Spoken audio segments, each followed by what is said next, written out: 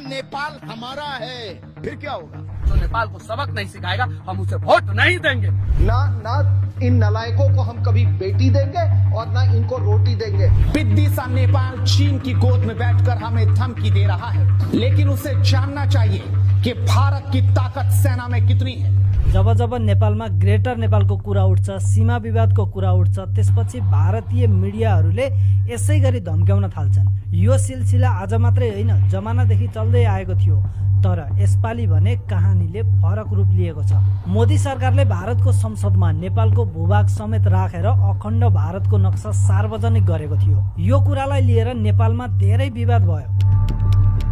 केही दिनपछि यता बालेन शाहले पनि आफ्नो अफिसमा ग्रेटर नेपालको नक्सा राखिदिए, जसले माहौल झनै चर्कियो। अझ धरानका मेयर हर्क साम्पाङले पनि आफ्नो अफिसमा अब ग्रेटर नेपालको नक्सा राख्ने भनेर घोषणा गरेका छन्। बालेन शाह र हर्क साम्पाङले यो कदम चालेको देखेर धेरैजनाले ग्रेटर नेपाल फिर्ता हुनुपर्छ भन्न थालेका छन्। तर एउटा रियालिटी के छ भने ग्रेटर नेपाल फिर्ता हुनुपर्छ भन्न जति सजिलो छ, ग्रेटर नेपाल फिर्ता गर्न त्यति नै ठुलो चुनौती पनि छ। यस्ता केही ऐतिहासिक तथ्य प्रमाणहरू पनि छन् जसको आधारमा ग्रेटर नेपाल सजिलै बन्न सक्छ। अर्को एउटा इन्ट्रेस्टिङ कुरा के छ भने हाम्रो नेपाल दक्षिण एसियाकै सबैभन्दा पुरानो देश हो।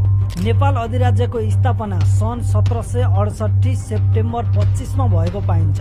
यसको मतलब जब नेपाल भन्ने देशको उत्पत्ति हुँदा भारत भन्ने देशै थिएन भने भारतको नक्सामा नेपाल कसरी पर्यो? ग्रेटर नेपाल फेरि सम्भव छ कि छैन भनेर बुझ्नको लागि त्योभन्दा पहिला तीनवटा कुरामा क्लियर हुनुपर्छ। ग्रेटर नेपाल फिर्ता लिने आधार के छन्? ग्रेटर नेपाल बनाउन कसले रोकिरहेको छ? ग्रेटर नेपाल बनाउँदा के चुनौती आउन सक्छन्? आउनुहोस् डिटेलमा बुझ्ने कोसिस गरौँ। ग्रेटर नेपाल भन्नाले सुगौली सन्धि हुनुभन्दा अगाडिसम्म नेपाल अधिराज्यले भोग चलन गरेको यो एरियालाई बुझिन्छ। त्यो बेलाको नेपाल अहिलेको भन्दा लगभग दोब्बर ठुलो थियो। पूर्वको सिमाना टिस्टा नदीसम्म थियो। अहिलेको बङ्गलादेशको केही भूभाग पनि त्यति बेला नेपालमै आउने गर्थ्यो। त्यसै गरी पश्चिमतिरको सिमाना कुमाउ गढवाल हुँदै सतलज नदी पार गरेको थियो। त्यो समयमा भारतमा ब्रिटिसले शासन चलाइरहेको थियो र ब्रिटिसहरू नेपालीलाई पनि गुलाम बनाएर नेपालमाथि शासन गर्न चाहन्थे। यही कारणले इस्ट इन्डिया कम्पनीको नामले भारतमा शासन चलाइरहेका ब्रिटिसहरूले नेपालीहरूमाथि युद्ध गरे।